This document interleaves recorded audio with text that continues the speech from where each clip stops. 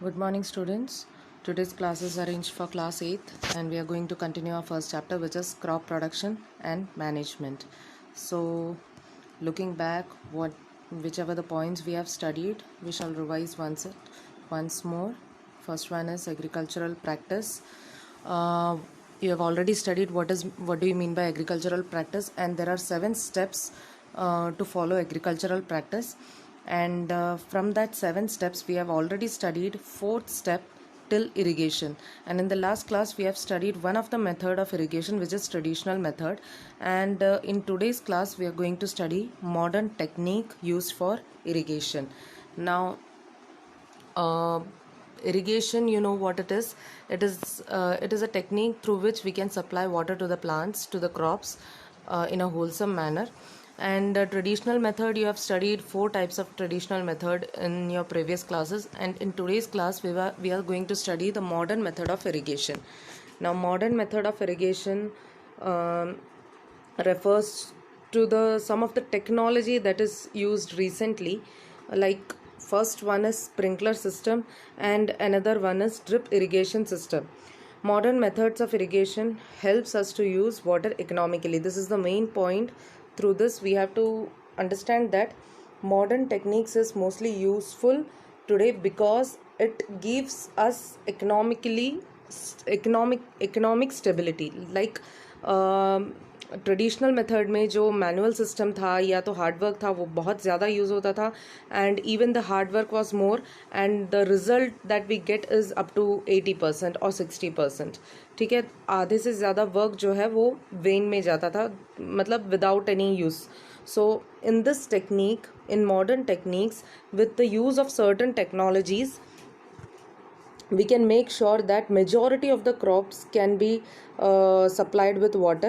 Like you can see, first one is sprinkler system, another one is drip irrigation system. So sprinkler system, as you can see in the figure, आप सबने ये almost देखा होगा, यहाँ पे हर जगह use होता है. जैसे ही आप फिगर देखोगे आपको पता चल जाएगा, जस्ट आपको नाम से कनेक्ट करना है. ठीक है, sprinkler, as the name indicates, it sprinkles the water like this. ठीक है, एक परपेंडिकुलर पाइप होगा एंड उसके ऊपर एक रोटेटिंग नोज़ल होगा. नोज़ल मतलब वो हमेशा रोटेट करता रहेगा, एंड नोज़ल मतलब एक स्मॉल ओपनिंग होगा जो हमेशा रोटेट करता रहेगा. And with the pressure of the water इतना हाई प्रेशर में सप्लाई किया जाएगा कि वो स्प्रिंकल, वो छोटे से ओपनिंग में से वो स्प्रिंकल करेगा. एंड जैसे ही, जस्ट लाइक रेन वाटर जैसे हर जगह पहुंचता है, स्प्रिंकलर सिस्टम से पानी जो है वो चारों डायरेक्शन में सभी क्रॉप्स को सप्लाई होगा. जैसे, and therefore it is called as sprinkler system. And since it has rotating nozzle, ये चारों डायरेक्शन में हमेशा रेगुलर इंटरवल ऑफ टाइम में, it has a regular interval of time, and वही टाइम गैप में वो हमेशा स्प्रिंकल करता रहेगा चारों डायरेक्शन में. It is called sprinkler system. Now second one is drip irrigation system. Drip irrigation system refers to that type of water supply system where the water is in poor, मतलब एक तो कह सकते हैं इसकी स्कैरसिटी हो water की, जहाँ पे वाटर की कमी हो. ठीक है, कुछ जैसे कि डेजर्ट एरिया में हमेशा पानी आपको मिलेगा नहीं बहुत ज़्यादा अमाउंट में, ताकि ऐसे आप ये वाला स्प्रिंकलर सिस्टम यूज़ कर सके, क्योंकि यहाँ पे हम सबसे ज़्यादा पानी यूज़ कर रहे हैं. यहाँ पे अगर आप देखोगे ड्रिप इरिगेशन सिस्टम में बहुत कम पानी यूज़ होता है, एंड जितना भी पानी यूज़ होता है वो सब कुछ यूज्ड अप हो जाता है. ठीक है, so drip irrigation system, as the name indicates, it uses water drip by drip या तो ड्रॉप बाय ड्रॉप. ठीक है, एक एक ड्रॉप, बूंद बूंद पानी डायरेक्टली प्लांट्स के रूट पर डाला जाता है. ठीक है, लाइक दिस. हर एक क्रॉप्स जो हैं, क्रॉप्स में जितने भी पाइपलाइंस होते हैं, वो सारे पाइपलाइंस में से जो ड्रॉप बाय ड्रॉप पानी गिरता है वो डायरेक्टली प्लांट्स के रूट पे गिरता है. ठीक है, एंड इससे हम पानी को बचा भी सकते हैं. एंड इसीलिए हम कहते हैं कि पानी जहाँ पे स्कैर्स इन अमाउंट है, लाइक डेजर्ट, वहाँ पे सब क्रॉप्स के लिए ड्रिप इरिगेशन सिस्टम यूज़ होता है. So this are the 2 types of modern method of irrigation. First one is sprinkler system and another one is drip irrigation system. थोड़ा detail में पढ़ लेते हैं. Sprinkler system, the system is more useful on the uneven land where sufficient water is not available. The system is more, जैसे आपने यहाँ पे read किया है कि अनइवन लैंड के लिए ये सबसे ज़्यादा यूज़फुल है। अनइवन लैंड मतलब जहाँ पे एक लेवल लैंड नहीं होता। अगर यहाँ पे आप देखें तो यहाँ पे एक लेवल लैंड है, बट आगे पीछे की तरफ जैसे ही आप पिक्चर में देखोगे तो अनइवन लैंड है, एक लेवलिंग नहीं है वहाँ पे। एक या तो कह सकते हैं कि जैसे माउंटेन एरिया है या तो थोड़े पिक एरिया है जहाँ पे थोड़े खड्डे होते हैं, कभी कभी एकदम माउंटेन आ जाता है मिट्टी का, तो वहाँ पे जहाँ अनइवन लैंड होता है वहाँ पे स्प्रिंकलर सिस्टम आसानी रहता है क्योंकि हर जगह इवनली वाटर स्प्रेड हो जाता है। So where there is an uneven land we use sprinkler system, and in the sprinkler system, as I have told you, there is a perpendicular pipe। जैसे आप यहाँ पे देख सकते हो एक perpendicular मतलब एक upward pipe होता है। there is a perpendicular pipe having rotating nozzle on the top। ठीक है, rotating nozzle, ये जो ऊपर उसके top में एक rotating nozzle होता है,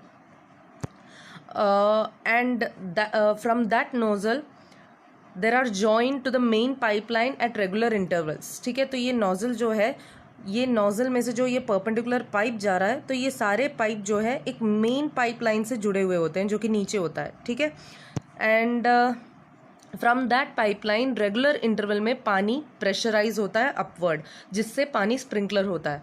now when water is allowed to flow to the main pipeline under pressure with the help of pump, it escapes from the rotating nozzles. As I have explained you, जैसे ही main pipeline से पानी high pressure में ऊपर की तरफ आता है तो रोटेटिंग नोजल से पानी स्प्रिंकल होता है। It gets sprinkled on the crops as if it is raining, just like rain की तरह स्प्रिंकल होता है पानी। And sprinkler is very useful for sandy soil. In the 7th standard you have already studied types of soil. ठीक है, उसमें Sandy soil था जिसमें थोड़ा जो पर्कुलेशन रेट है मिट्टी का वो ज़्यादा होता है। आपने ये कैरेक्टरिस्टिक सारा 7th स्टैंडर्ड में पढ़ा था। जो सैंडी टाइप के सॉइल है वो सॉइल में स्प्रिंकलर सिस्टम पानी ज़्यादा यूज़ होता है। ठीक है, now moving on to the next which is drip irrigation system. In this system पहले तो ये ध्यान रहे कि ये ड्रिप सिस्टम जो है वो सबसे ज़्यादा उन एरिया में यूज़ होता है जहाँ पे पानी की कमी हो। ठीक है, एंड ड्रिप सिस्टम से जितना भी पानी आप क्रॉप को सप्लाई करते हो वो कभी वेस्ट नहीं जाता क्योंकि इट सप्लाइज पानी drop by drop, water drop by drop supply होता है, and that too directly in the roots. ठीक है, रूट्स ऑफ द प्लांट में डायरेक्टली सप्लाई किया जाता है। So studying it in detail, in the system the water falls drop by drop just at the position of the roots, just I have explained।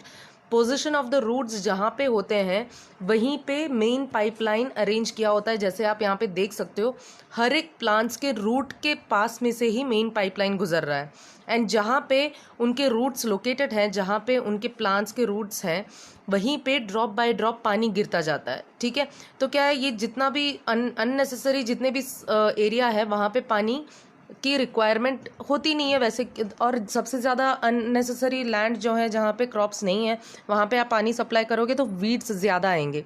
Weeds के बारे में हम आगे पढ़ेंगे, द अनडिज़ायरेबल प्लांट। ठीक है, उनको वीड्स कहते हैं। तो ड्रिप इरिगेशन सिस्टम में वीड्स के ग्रोथ होने के चांसेस भी कम होते हैं। सो यहाँ पे so it is called drip system since the water is supplied drop by drop, it is called as drip system। it is the best technique for watering fruit plants, gardens and trees। ठीक है, fruit plants, gardens, trees ये सब में plant water supply करने के लिए this system is considered as the best one।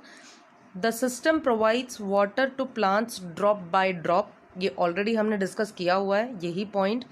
water is not wasted at all। Here the main point you have to remember is in the drip system the water is not wasted and therefore it is a boon। what do you mean by boon? ये word बार बार सुना होगा, English में भी सुना होगा। what do you mean by boon? एक या तो कह लो कि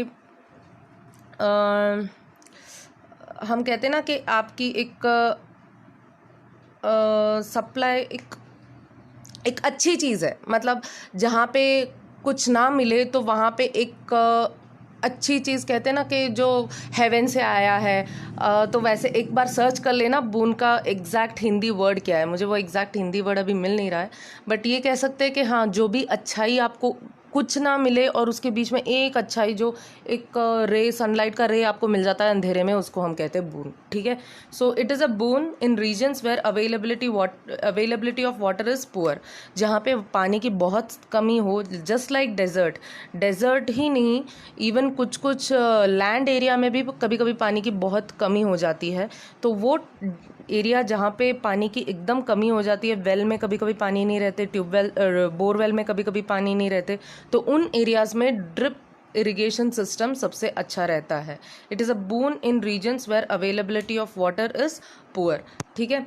नाउ ये जो इरिगेशन सिस्टम है ये अपना यहाँ पे ख़त्म हो रहा है। हमने 4 स्टेप्स ऑलरेडी कंप्लीट कर लिए हैं एग्रीकल्चरल प्रैक्टिसेस में।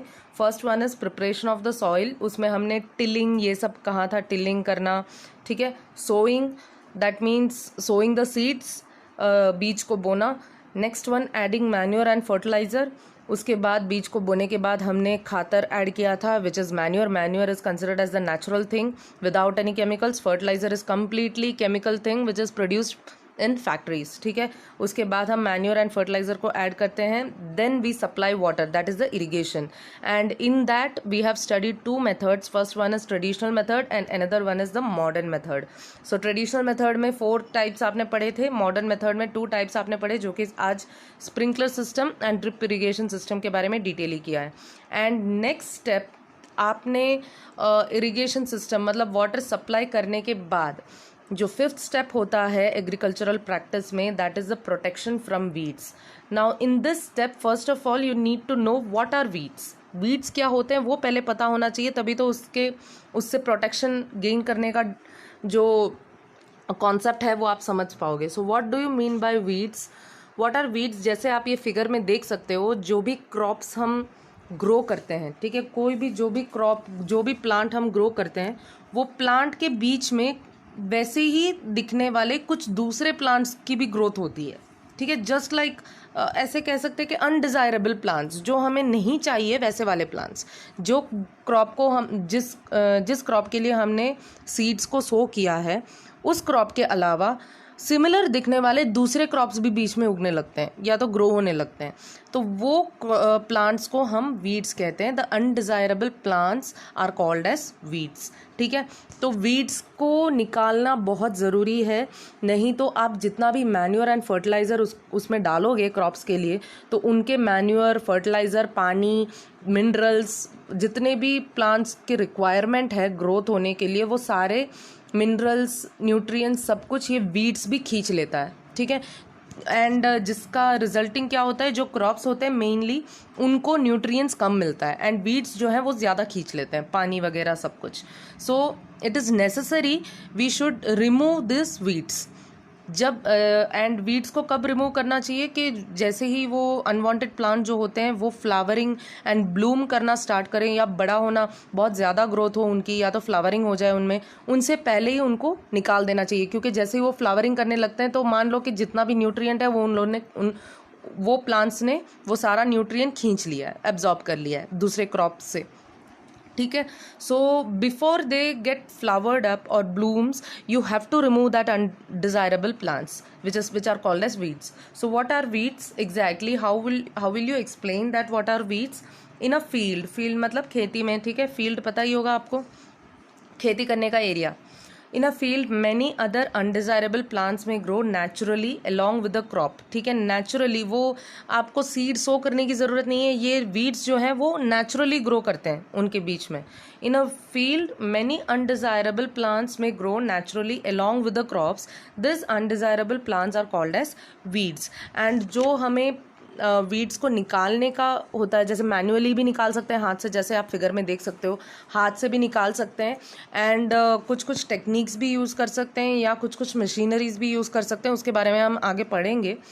तो अलग अलग मेथड से हम उसको कंट्रोल कर सकते हैं या उसको निकाल सकते हैं। अप्रूट मतलब उसको निकाल फेंकना, मतलब रूट्स के साथ उसको निकाल के फेंकना, उसको अप्रूट कहते हैं, ठीक है। So the removal of weeds, जैसे हम उसको निकालते हैं, वीड्स को निकालते हैं, वही प्रोसेस को हम वीडिंग कहते हैं, ठीक है। वीड्स को निकालने के सिंपल है, बहुत ज़्यादा आपको सोचने की भी ज़रूरत नहीं है। बस वीड्स मतलब unwanted plants, undesirable plants, and उनको निकाल के जो फेंकते हैं, उनको जो क्लियर करने का तरीका होता है वो मैनुअली हो या मशीनरी से हो या कोई वेपन से हो, कुछ भी हो, उसको निकालने के तरीके को हम वीडिंग कहते हैं। The removal of weeds are called as weeding.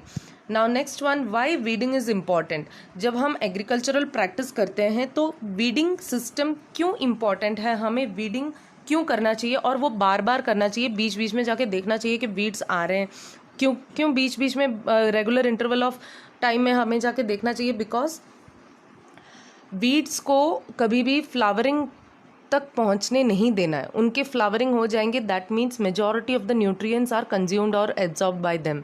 सो बीच बीच में आपको हमेशा ऑब्जर्व करना रहेगा। हर एक एग्रीकल्चरल प्रैक्टिस स्टेप जो भी फॉलो होता है उसके बाद आपको ऑब्जर्व करना रहेगा बीच में वीड्स है कि नहीं, एंड वीडिंग प्रोसेस जो है वो बार बार आपको कंटिन्यू करना होगा। So why weeding is important, we have to do weeding regularly, and why it is so. So weeding is necessary since weeds compete with crops plants. जैसे मैंने बोला था, वीडिंग बहुत ज़्यादा ज़रूरी है because it compete with the crops. Compete मतलब competition करता है, आप आपस में कंपटीशन करते हो ना, किसके ज़्यादा मार्क्स आए हैं, वैसे ही क्रॉप्स और वीड्स जो है वो आपस में कंपटीशन करते हैं कि कौन ज़्यादा न्यूट्रिएंट लेता है। ठीक है, तो इसलिए वीड्स को निकालना बहुत ज़रूरी है, क्योंकि हमारे जो फार्मर्स हैं उनके लिए तो क्रॉप्स, उनको ज़रूरी क्या है, क्रॉप्स को ज़्यादा न्यूट्रिएंट जाना चाहिए, इसलिए फार्मर्स मेक श्योर कि वो वीड्स को पहले ही निकाल दे ताकि वो क्रॉप्स से ज़्यादा न्यूट्रिएंट खुद खींच ले। ठीक है, so weeding is necessary since weeds compete with crops plants for, किस चीज़ से कौन से चीज़ के लिए कंपटीशंस होता है। First one is water. जैसे आप इरिगेशन सिस्टम से वाटर सप्लाई करते हो, आधे से ज़्यादा वाटर तो वीड्स ले लेते हैं। ठीक है, तो water, nutrient, space. What do you mean bye space, मतलब अगर वीड्स बीच में आ जाए, दो क्रॉप्स के बीच में आ जाए, तो उनके रूट्स एंड उनके प्लांट्स उतना स्पेस वो कवर कर लेते हैं, एंड क्रॉप्स क्या हो जाते हैं, बीच में सैंडविच तरह से वो एकदम बीच में अटक जाते हैं, एंड उनके लीव्स अच्छे से ग्रो नहीं होते। ठीक है, एंड उनको सनलाइट भी नहीं मिलता। सो स्पेस के लिए भी compete करते हैं, एंड लाइट के लिए भी, सनलाइट के लिए भी। ठीक है, सो दस they affect the growth of the crop. Crop के ग्रोथ में डायरेक्टली इफेक्ट पड़ता है। अगर क्रॉप्स को न्यूट्रिएंट, सनलाइट, पानी ये सब कुछ ना मिले, obviously their growth will be affected, उतना अच्छा डेवलप होगा नहीं, और लास्ट में जाके आपको क्वालिटी भी नहीं मिलेगी क्रॉप्स की, क्वांटिटी भी नहीं मिलेगी। So some weeds interfere even in the harvesting. Harvesting system, harvesting जो स्टेप है हम आगे पढ़ेंगे। Harvesting, what do you mean by harvesting, the cutting of plants. मतलब जैसे ही ये फुल फ्लेज्ड हो जाते हैं, अच्छे से ग्रोथ हो जाती है इनकी, तो हम कट करते हैं सारे क्रॉप्स को, एंड दैट स्टेप और that practice is called as harvesting.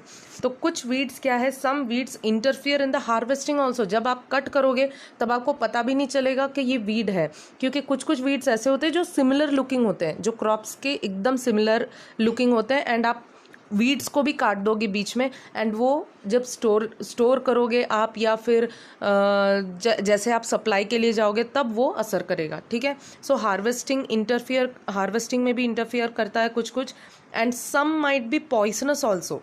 कुछ वीड्स क्या है, पॉइजनस भी होते हैं ह्यूमंस एंड एनिमल्स के लिए। ठीक है, कुछ वीड्स जो होते हैं, छोटे छोटे दिखने में छोटे प्लांट्स होंगे, but they will be highly poisonous. So इसीलिए हमें वीडिंग प्रोसेस कंटिन्यू करना बहुत ही ज़रूरी है। ठीक है, why weeding is important, you have to write this much points. Okay, so now moving on to next point, how weeds can be controlled. अब इतना वीडिंग करना तो ज़रूरी है हमें, वीडिंग प्रोसेस से ही हम वीड्स को कंट्रोल कर सकते हैं। मतलब वीडिंग करना या तो उसको निकाल फेंकना, वीड्स को निकाल फेंकने से ही हम उसको कंट्रोल कर सकते हैं। तो कौन से वेज हैं जिससे हम वीडिंग प्रोसेस कंटिन्यू कर सकते हैं, ये पूछा है यहाँ पे। How weedings can be controlled and removed, weeds को कैसे हम कंट्रोल कर सकें, एंड अगर वीड्स वहाँ पे ग्रो हो रही है तो उनको कैसे हम रिमूव कर सकते हैं।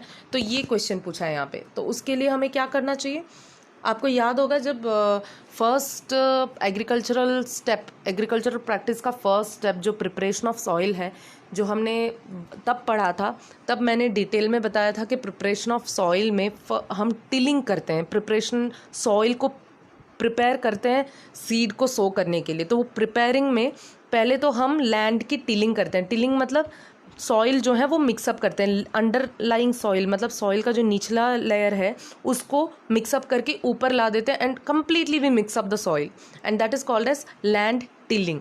ठीक है, तो टिलिंग एक प्रोसेस है जिससे हम वीड्स को रिमूव कर सकते हैं स्टार्टिंग में ही। एग्रीकल्चरल प्रैक्टिस का फर्स्ट स्टेप था प्रिपरेशन ऑफ सॉइल। जब भी हम सॉइल को प्रिपेयर करते हैं तब भी हम वीड्स को कंट्रोल कर सकते हैं through tilling.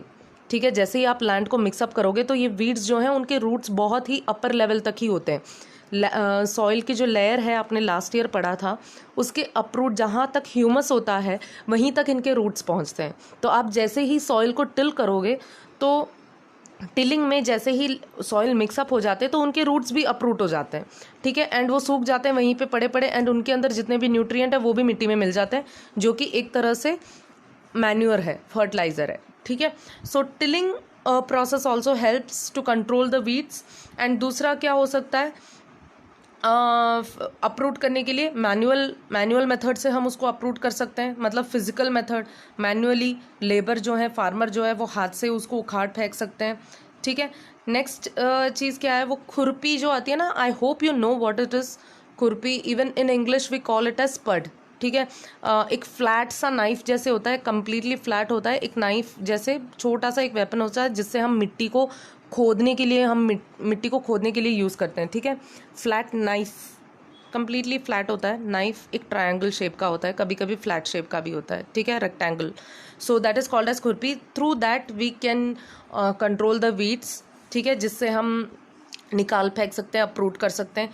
Even we can use the seed drill जो सोइंग में हमने पढ़ा था, सोइंग एग्रीकल्चरल प्रैक्टिस में सीड ड्रिल, जिससे हम सीड्स को सो कर सकते हैं, वही मशीनरी से हम वीड्स को भी निकाल सकते हैं। ठीक है, सो a seed drill is also used to uproot weeds. So these are and the most important thing, weedicides। जैसे हम पेस्टिसाइड यूज़ करते हैं ना पेस्ट को कंट्रोल करने के लिए, मतलब जो इंसेक्ट्स हैं उनको कंट्रोल करने के लिए पेस्टिसाइड यूज़ करते हैं, वैसे ही वीडिसाइड्स भी होते हैं, केमिकल वीडिसाइड्स भी होते हैं जिससे हम वीड्स को कंट्रोल कर सकते हैं। Weedicides are completely chemicals, they are man made, prepared in a large amount in the factories, जैसे फर्टिलाइज़र हैं। वीडिसाइड्स को एक्चुअली पानी के साथ मिक्सअप करके स्प्रिंकल किया जाता है, हर जगह स्प्रे किया जाता है ताकि वीड्स की ग्रोथ ना हो। ठीक है, तो वीडिसाइड्स भी यूज़ होते हैं ताकि वीडिसाइड्स भी यूज होते हैं वीड्स को कंट्रोल करने के लिए। सो आई जस्ट जितने भी पॉइंट्स हैं मैंने आपको बता दिए कि how can we remove and control the weeds. Once again I just read it ताकि आपको पॉइंट वाइज समझ में आ जाए। Farmers adopt many ways to remove weeds and control their growth. ठीक है, फार्मर्स मेनली फार्मर्स ही करते हैं ये सारी चीज़ें। First one is tilling before sowing of crops helps in uprooting and killing of weeds. Tilling it helps to kill the weeds and uproot the weeds which may then dry up। ये weeds सारे dry हो जाते हैं tilling process में and get mixed with the soil and वो ही soil के साथ mix हो जाते हैं एंड उनके अंदर जितने भी न्यूट्रिएंट्स हैं वो भी सॉइल में मिक्सअप हो जाते हैं। The best time for the removal of weeds is before they produce flowers and seeds. ये मैंने पहले ही आपको समझा दिया था। वीड्स को निकाल फेंकना उसका एक टाइम होता है। अगर आप वीड्स को फ्लावर करने दो या उसको उसके सीड्स वापस से दूसरे जगह स्प्रेड हो जाए, जर्मिनेट हो जाए, उतने टाइम तक आप अगर वीड्स को वहाँ पे रखोगे तो आपके लिए सबसे ज़्यादा क्या होगा, मतलब कंट्रोल करना बहुत मुश्किल पड़ जाएगा वीड्स को। इसीलिए जैसे ही वीड्स माइनर एकदम माइन्यूट लेवल में आ जाते हैं, छोटे ग्रोथ उनके छोटे से ग्रोथ हो जाती है, तभी उनको अप्रूट कर देना चाहिए। ठीक है, so the best time for the removal of weeds is before they produce flowers और एंड सीड्स। ठीक है, फ्लावर एंड सीड्स होने से पहले ही उनको अप्रूट कर देना चाहिए। And the next method is the manual removal. ठीक है, मैनुअली रिमूव भी कर सकते हैं। इंक्लूड्स फिजिकल रिमूविंग, हाथ से निकाल फेंकना उसको फिजिकल रिमूविंग कहते हैं। Physical removal of weeds by uprooting और cutting them close to the ground from time to time. आप उसको अप्रूट भी कर सकते हो, रूट्स के साथ भी उखाड़ फेंक सकते हो, या तो किसी सिजर से या कोई शार्प इंस्ट्रूमेंट से आप उसको सॉइल के ऊपर ही कट भी कर सकते हो। ठीक है, and this is done with the help of khurpi, just as I have told you what is khurpi. A seed drill is also is use to uproot weeds. ठीक है, सीड ड्रिल जो है उससे भी हम वीड्स को अप्रूट कर सकते हैं। And the final method is weedicides. Weedicides also control the growth of weeds. तो ये वीडिसाइड्स के बारे में थोड़ा डिटेल में जानना होगा आपको, एक एग्जाम्पल भी उसके बारे में पढ़ना होगा. So about weedicides, weeds are also controlled by using certain chemicals. जैसे मैंने बोला था fertilizers, they are completely chemicals. Unlike manure, manure जो होता है वो नेचुरल आइटम होता है, जैसे गोबर है, जो भी जितने भी प्लांट्स एंड एनिमल्स के एक्सक्रीटरी है या डीके डेड प्लांट्स है, वो सब मैन्योर में गिना जाता है. ठीक है, बट फर्टिलाइज़र जो है वो कम्प्लीटली केमिकल होता है, वो मैनमेड होता है. तो वीडिसाइड भी फर्टिलाइज़र जैसा ही एक केमिकल है जो अलग से फैक्ट्रीज में लार्ज अमाउंट में प्रिपेयर किया जाता है, वो नेचुरल आइटम नहीं है. Weeds are controlled by using certain chemicals called weedicides like 2,4-D. ये ऐसे ही लिखना है, ठीक है. 2,4-D actually it is an example for weedicide. And आप सोचोगे ये कैपिटल D क्यों लिखा है, 2 के बाद एक कॉमा क्यों दिया है, 4 क्यों दिया है. It is actually named on the basis of its structure. उसका जो केमिकल स्ट्रक्चर है उसके हिसाब से उसका नेमिंग है, इसलिए यहाँ पे 2,4 एक छोटा सा हाइफन कैपिटल D. ठीक है, इसका अगर आप केमिकल नाम पढ़ोगे तो बहुत ही लंबा नाम होगा, इसलिए ये छोटा नाम दिया है यहाँ पे. So you have to study one of the example. जैसे कि एग्जाम में पूछ सकते हैं कि give one of the example of weedicide, give any one, या तो फिलिंग द ब्लैंक्स में पूछ सकते हैं. So what is the example for weedicide? It is 2,4 capital letter D. These are sprayed in the fields to kill the weeds. ठीक है, weeds को किल करने के लिए स्प्रे किया जाता है. एंड स्प्रे कैसे करते हैं? जैसे आपको लगता है कि ये पानी फॉर्म में, लिक्विड फॉर्म में नहीं होता है, actually it is solid form, powdered form में होता है. It is dissolved in the water. Water के साथ डिजॉल्व करने के बाद, जैसे आप फिगर में देख सकते हो, उसको स्प्रे किया जाता है क्रॉप्स के ऊपर. ठीक है, स्प्रेइंग वीडिसाइड ऐसे ही. So they do not damage the crops. Actually वो क्रॉप्स को डैमेज नहीं करेंगे, वो डायरेक्टली वीडिसाइड्स पर ही असर करेंगे. The weedicides are diluted with water to the extent required and spread in the fields with a sprayer. अब ये ऐसा नहीं है कि आपके हाथ में जितना आ गया उतना लेके आपने पानी में मिक्सअप कर दिया. इसका एक अमाउंट होता है जब आप, जो कि फार्मर्स को अच्छे से पता होता है. ठीक है, वीडिसाइड्स जितने अमाउंट में, उसका एक पर्टिकुलर अमाउंट लेके उतने ही अमाउंट में जितना रिक्वायरमेंट है उस पानी के अंदर आपको डाइल्यूट करना रहेगा, and then you have to spray it. ठीक है, just with the use of a sprayer, just you can see here. And spraying of weeds, यहाँ पे स्प्रेइंग ऑफ वीड्स लिखा है, इट इज वीडिसाइड. ठीक है, स्प्रेइंग ऑफ वीडिसाइड्स. स्प्रेइंग of वीडिसाइड्स में affect the health of farmers. ये since it is chemical, fertiliser में हमने पढ़ा था कि केमिकल है, वो हेल्थ वाइज फार्मर्स को इश्यू कर सकता है. तो वीडिसाइड भी सेम हेल्थ इश्यूज दे सकता है फार्मर्स को, since it is harmful chemicals. Spraying of weeds में affect the health of farmers, so they should use these chemicals very carefully. Mask लगा के डालना चाहिए. जैसे आप फिगर में देख सकते हो, जो पर्सन वीडिसाइड को स्प्रे कर रहा है उसने मास्क लगा रखा है.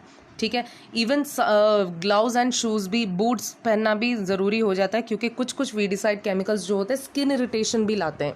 ठीक है, स्किन प्रॉब्लम भी हो सकता है, इसलिए ये फिगर में नहीं दिखा है, इसलिए मैंने बताया कि आपने देखा होगा कुछ कुछ फार्मर्स जो हैं वो कम्प्लीटली पूरा हाथ में ग्लव्स, पाँव में एकदम बूट, पूरा मास्क सब पहन के स्प्रे करते हैं. So that they are certain harmful chemicals. ठीक है, बहुत हार्मफुल केमिकल्स होते हैं, इसीलिए you should be very careful when you spray it. They should cover their nose and mouth with a piece of cloth during spraying. Just you can see. ठीक है, mask या तो एक पीस ऑफ क्लोथ से आपको knows, mouth सब कुछ क्या कवर करना चाहिए. ठीक है, ताकि इनका गैस जो है या इनका अमाउंट या मॉलिक्यूल्स कुछ भी है वो आपके मुंह में या नाक के थ्रू अंदर ना जाए. कुछ कभी कभी इरिटेशन हो सकता है, एलर्जीज हो सकते हैं. ठीक है, so this was about weedicides and how to protect the crops from the weeds. And as you know, there are 7 steps in the agricultural practices, and this is considered as the 5th step, protection from weeds. तो यहाँ पे हमने वो 5th step भी कर लिया है. and moving on to the next step, वो जितना भी 5th step, अभी 2 ही step बाकी है. एक है हार्वेस्टिंग, दूसरा है storage. So we will do harvesting in detail in the next class. Harvesting and storage दोनों नेक्स्ट क्लास में हो जाएगा, एंड ऑलमोस्ट अपना ये चैप्टर भी ख़त्म हो जाएगा. सो एग्रीकल्चरल प्रैक्टिसेस के जो 7 स्टेप्स हैं, आज हमने 5 स्टेप्स कर लिए हैं, including preparation of soil, sowing, adding manures and fertilisers, irrigation, and the 5th one is protection from weeds. So एक बार टेक्स्ट बुक रीड कर लेना. ये जो मैंने protection from weeds and irrigation system जो मॉडर्न मेथड आज पढ़ाया, उसका टेक्स्ट बुक रीड कर लेना.